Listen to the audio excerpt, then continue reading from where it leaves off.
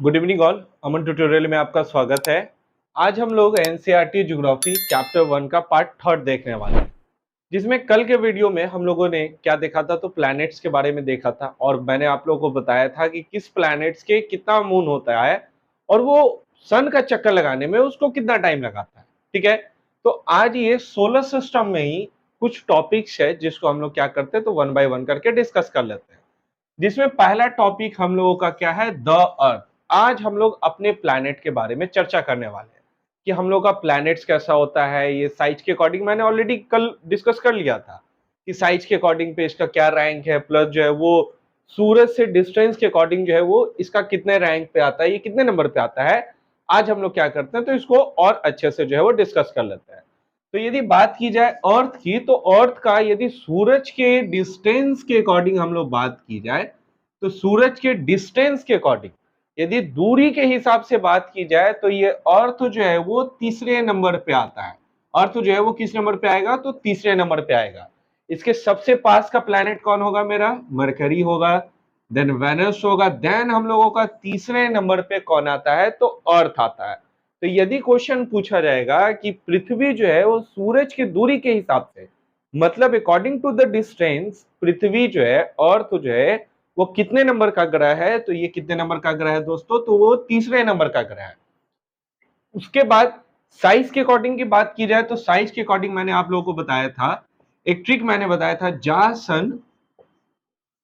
जासन EVM में, EVM में मैंने क्या बताया था, जासन ईवीएम में, जिसमें जे स्टैंड फॉर मेरा क्या है, जुपिटर है, एस स्टैंड फॉर क्या है मेरा, Saturn, U stand for Uranus, N stand for Neptune, E stand for Earth, V stand for Venus, M stand for Mars and last M stand for Mercury. Clear है दोस्तों। तो अब आप लोग बताइए कि यदि साइज के अकॉर्डिंग बात की जाए, तो अर्थ जो है वो कितने नंबर पे है, सबसे बड़ा मेरा जुपिटर, देन सैटर्न है, यूरेनस है, नेपच्यून है, और ये मेरा पांचवा नंबर पे अकॉर्डिंग टू द साइज अर्थ जो है वो पांचवें नंबर पे मेरा लाई करता है। यदि डिस्टेंस के हिसाब से बात की जाए, तो ये तीसरे नंबर का प्लैनेट है, और साइज के अकॉर्डिंग यदि बात की जाए, तो ये मेरा कितने नंबर का प्लैनेट है, तो ये पांचवें नंबर का प्लैनेट है। क्लियर है दोस्तों।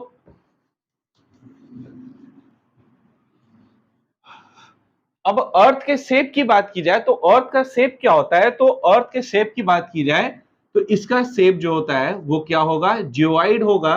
इसका रीजन क्या है, क्योंकि जब हम लोग अर्थ को, ग्लोब को देखते हैं, तब इसका दोनों पोल्स, यानी दोनों पोल्स जो है वो क्या है, फ्लैटेड है, मतलब थोड़ा चिपटा है। तो जिस वजह से इसका साइप मेरा क्या है, जियोइड है, जिसको हम लोग हिंदी में भूआब भी बोलते हैं। क्लियर है। तो अर्थ का शेप क्या होगा मेरा, तो जियोइड होता हो जाएगा। और अर्थ के बारे में यह भी बोला जाता है कि यही एक ऐसा प्लैनेट है जिस पे हम लोग रहते हैं। अब मैं आप लोगों से क्वेश्चन पूछूंगा कि यदि मैं आप लोगों को मार्स पर भेज दूं, मरकरी पे भेज दूं, फिर जो है नेपच्यून पे भेज देंगे, या फिर आप लोगों को सैटर्न पे भेज देंगे, जुपिटर पे भेज देंगे, हम लोग सर्वाइव नहीं कर सकते हैं। उसका सबसे बड़ा रीजन क्या है, क्योंकि वहां ना तो एटमोस्फेयर है, ना वाटर है।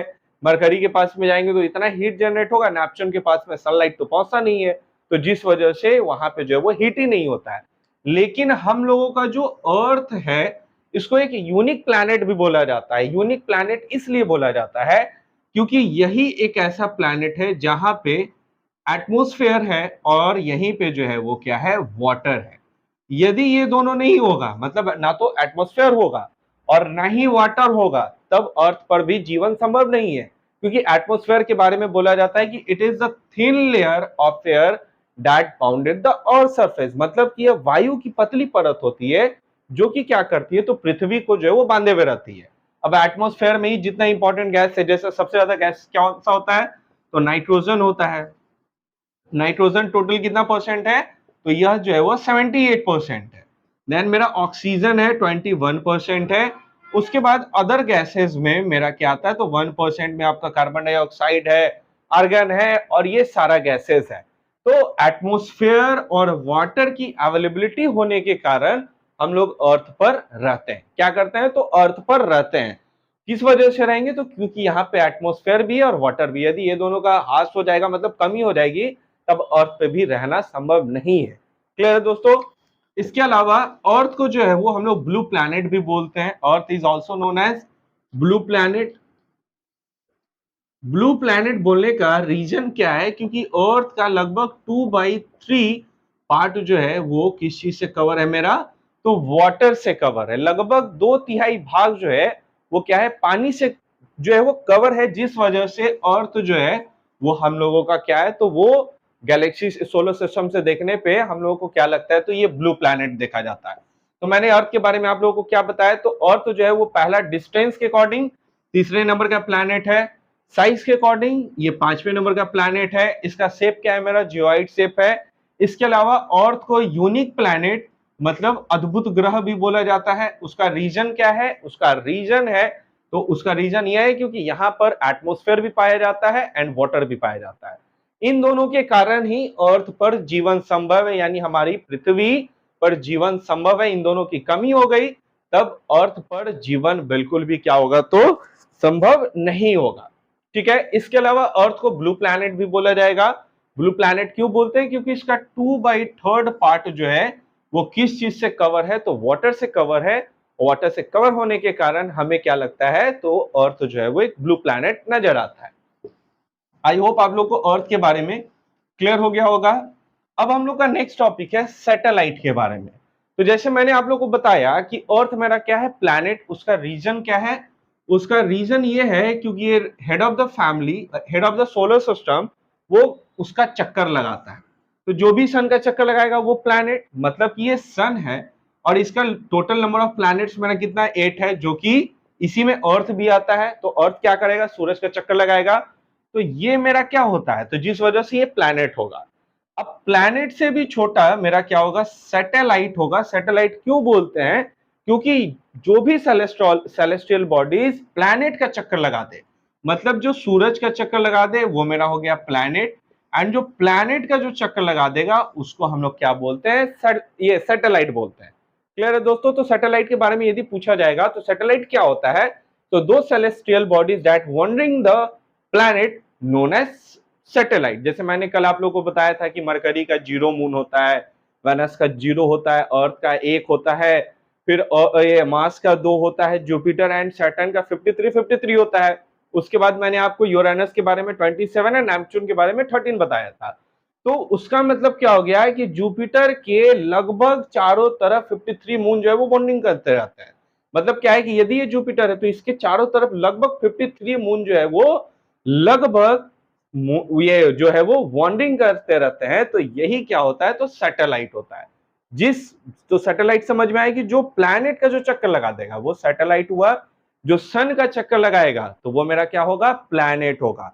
तो प्लैनेट और सैटेलाइट में डिफरेंसेस क्लियर हुआ कि जो सन का चक्कर लगा देगा वो प्लैनेट एंड जो प्लैनेट का चक्कर लगाएगा वो सैटेलाइट। अब जैसे किसी के घर में देखा जाता है कि दादाजी होते हैं, तो उनके दादाजी मतलब सूरज, उनके बच्चे मतलब प्लैनेट, और उनके भी बच्चे जो हो गए तो वो मेरा क्या होगा? तो सैटेलाइट होगा। क्लियर है दोस्तों? तो सन क्या हुआ? दादाजी हो गए। जितने भी प्लैनेट हो गए तो प्लैनेट के 8 बच्चे हुए।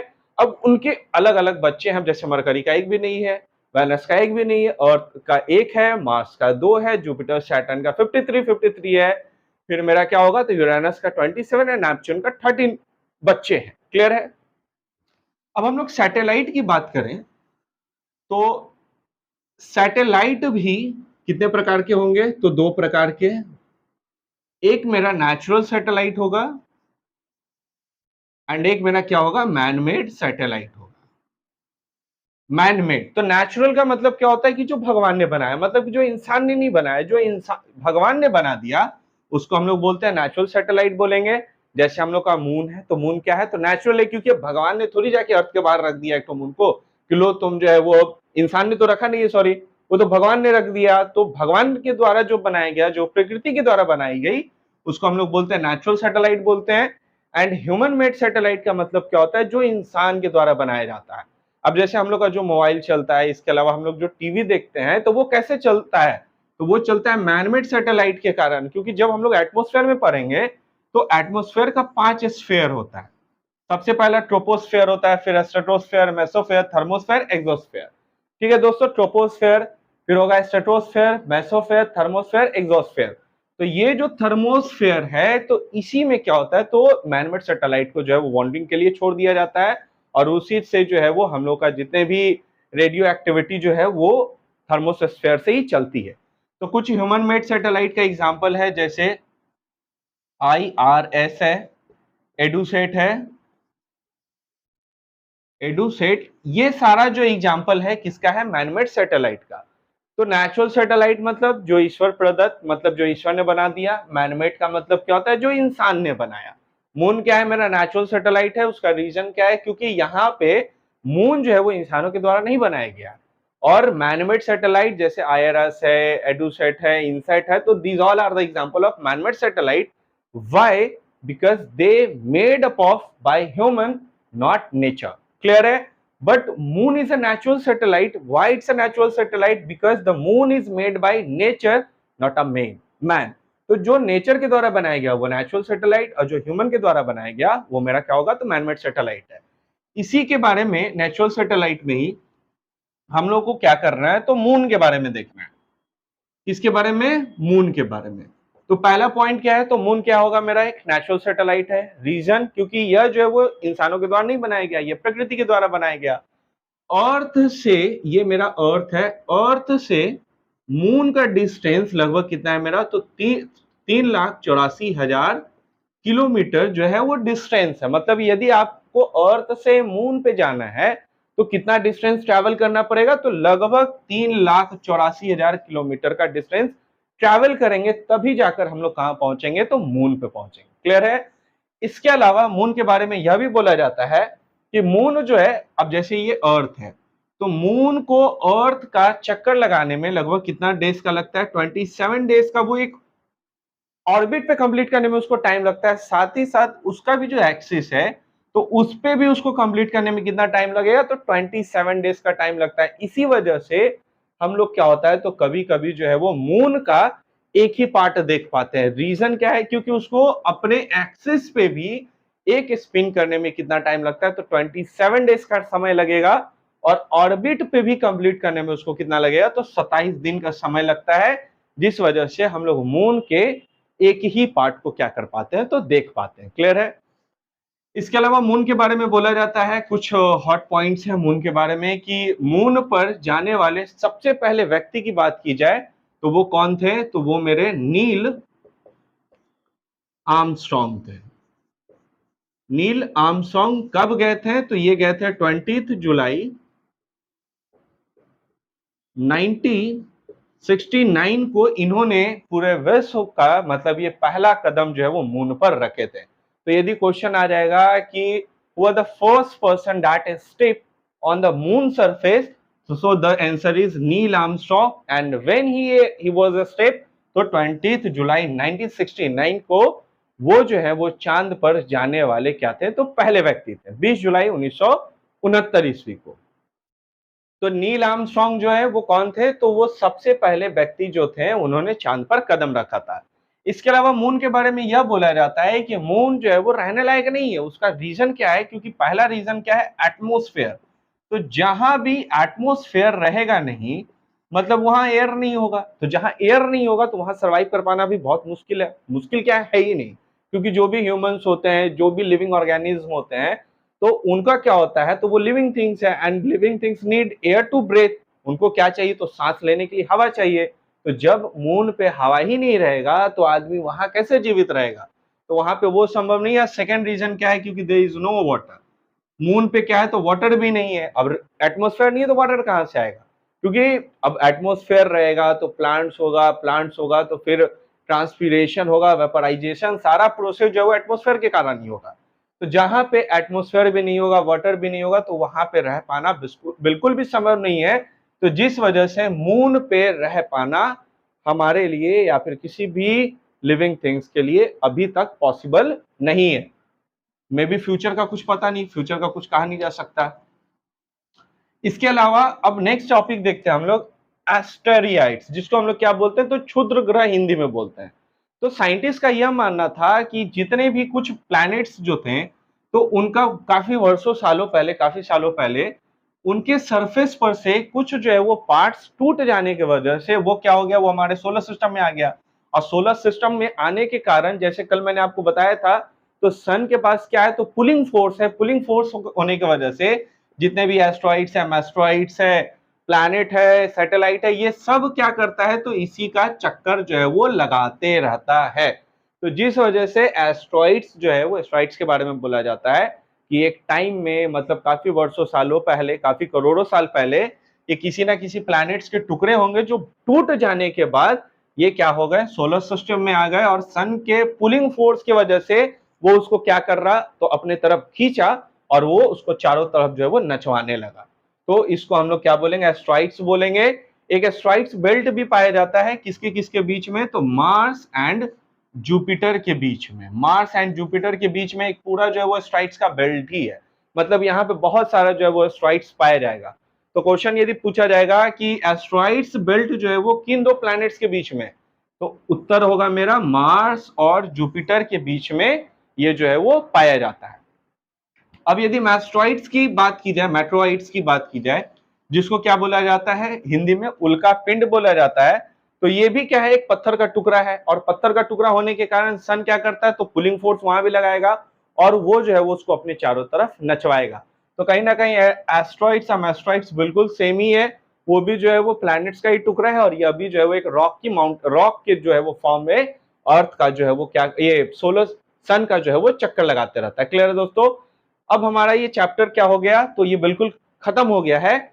एक पॉइंट इसमें और है कि जैसे वर्ड ओरिजिन, अच्छा, ये एस्ट्रॉइड्स मेस्ट्रॉइड्स मतलब जितने भी planets plus satellite plus asteroids plus meteoroids meteoroid, ये सारा मिलकर क्या बना दिए मेरा, यानी प्लैनेट, सैटेलाइट, एस्ट्रॉइड्स, मेट्रॉइड्स, इसके अलावा जितने भी डस्ट है, ये सारा मिलकर मेरा क्या बना दिया, सोलर सिस्टम बनाया।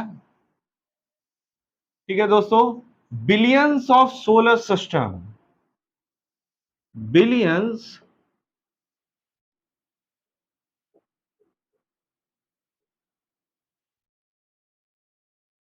Solar system makes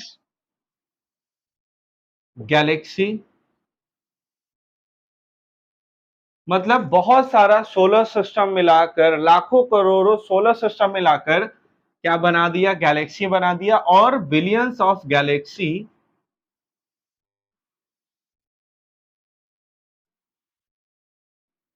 billions of Galaxy makes universe. अब यहां देखिए कि हम लोग आपस में जो फाइट करते रहते हैं, कोई कंट्री के नाम पे, कोई रिलीजन के नाम पे, क्या मतलब इसका क्या उचित, अब ये बिल्कुल भी नहीं है कि हम लोग इतने बड़े यूनिवर्स के, इतने छोटे गैलेक्सी के, एक सोलर सिस्टम के, एक प्लैनेट्स में हम लोग रहते हैं। अब ना जाने ये कितना प्लैनेट्स, कितना प्लैनेट्स मिलकर जो है वो सोलर सिस्टम बनाया होगा। बिलियन ऑफ सोलर सिस्टम मिलकर जो है वो गैलेक्सी बना दिया। मतलब गैलेक्सी में कितना सोलर सिस्टम होगा, उस गैलेक्सी, उस सोलर सिस्टम में कितने प्लैनेट होंगे, उस प्लैनेट में कितने जो है वो उसका हेड सन होगा। तो यदि हम लोग, मनुष्य क्या है, कितना एक छोटा सा, मतलब तुच्छ बोला जा सकता है कि एक जो है वो, एक यूनिवर्स का, उतनी बड़ी यूनिवर्स का, एक छोटा सा गैलेक्सी का, एक छोटा सा सोलर सिस्टम का, उसमें एक प्लैनेट है। तो जो आपस में कितना लोग फाइट करते हैं, चाहे वो रिलीजन है, कंट्री के नाम पे, तो ये बिल्कुल भी सही नहीं। ठीक है, तो छोड़िए ये सब बात। इसके अलावा जितने भी प्लैनेट, सैटेलाइट, एस्ट्रॉइड्स, मेट्रॉइड मिलकर क्या बना दिया, सोलर सिस्टम। सोलर सिस्टम मिलकर क्या बना दिया, गैलेक्सी। या गैलेक्सी मिलकर क्या बना दिया, यूनिवर्स बना दिया। क्लियर है? इसके अलावा एक छोटा सा और टॉपिक है जिसको हम लोग क्या बोलते हैं, तो वर्ड ओरिजिन है, जिसको देख लेते हैं हम लोग। जैसे यहाँ पे एक है जियोलॉजी जी, ये दो ग्रीक वर्ड से मिलकर बना, जिसमें जियो जो है वो जी, जिसका मतलब क्या होता है, अर्थ, एंड लॉजी जो है वो मिलकर बना लॉगिया। क्या, लॉगिया, जिसका मतलब क्या होता है, स्टडी। स्टडी, तो हम लोग क्या बोल सकते हैं ना कि जियोलॉजी मतलब study of the earth. Study of the अर्थ क्या कहलाएगा मेरा, जियोलॉजी कहलाएगा। सेम चीज यदि देखा जाएगा जियोमेट्री, तो जिसमें जियो का उत्पत्ति जी से, और ये मैट्री जो है मैट्रिया से हुई है। मैट्रिया से, जिसमें जी का मतलब क्या हुआ, अर्थ, अर्थ, एंड मैट्रिया का मतलब क्या हुआ, मेजरमेंट। मतलब जियोमेट्री का मतलब क्या हो गया कि measurement of the Earth is known as geometry and study of the Earth is known as geology. तो आज के क्लास में हम लोगों ने अर्थ के बारे में देख लिया। अर्थ का जितना भी फीचर्स था, वो साइज के अकॉर्डिंग, डिस्टेंस के अकॉर्डिंग क्या था, वो सारा हम लोगों ने देख लिया। इसके अलावा सैटेलाइट के बारे में हम लोगों ने देखा, फिर एस्ट्रॉइड्स, मेस्ट्रॉइड्स एंड वर्ल्ड ऑरिजन के बारे में देख लिया। और हम लोग का यहाँ ये चैप्टर क्या होता है तो क्लियर हो जाता है। इसके अलावा किसी को कुछ भी थोड़ा सा भी डाउट है, and please let me know, हम क्या किया जाएगा तो उसको डिस्कस कर लिया जाएगा। अब इसका क्या होगा, तो इसका जितना भी क्वेश्चन आंसर है वो मैं कल इसका डिस्कशन करवा दूंगा, और साथ ही साथ उसका पीडीएफ भी मैं प्रोवाइड करवा दूंगा। और अब हम लोग क्लास 7 का वीडियो जो है वो देखा जाएगा, और 7, 8, 9, 10 जितना भी है ज्योग्राफी का, तो ज्योग्राफी के लिए आप लोगों को बेसिकली अब टेंशन नहीं लेना है। 6 to 10 तक का टेंशन वो मेरा, मैं जो हूँ उसको पूरे अच्छे तरीके से खत्म करवाऊंगा। और साथ ही साथ जितना इसका क्वेश्चन आंसर है, जितना भी एक्सरसाइज से रिलेटेड है, वो सारा जो है वो खत्म कराने की जिम्मेदारी अब अमन ट्यूटोरियल के एके झा पे, मतलब अमन कुमार झा पे आप लोग जो है वो छोड़ दीजिए। बशर्ते आप लोग अच्छे से देखिए, समझिए, जहां डाउट है वहां पूछिए, और एक और काम कीजिए, वो है शेयर करना। वो तो आप लोग बिल्कुल कर दीजिएगा, मुझे पता है। तो आप लोग अपने फ्रेंड सर्कल में, फैमिली में जो भी स्टूडेंट है उनके साथ कीजिए। और ये केवल जो है वो एनसीईआरटी केवल क्लास 6 के बच्चों के लिए नहीं है, जो भी जनरल कंपटीशन की भी प्रिपरेशन कर रहे हैं उन्हें भी कहीं ना कहीं एनसीईआरटी की बहुत आवश्यकता होती है।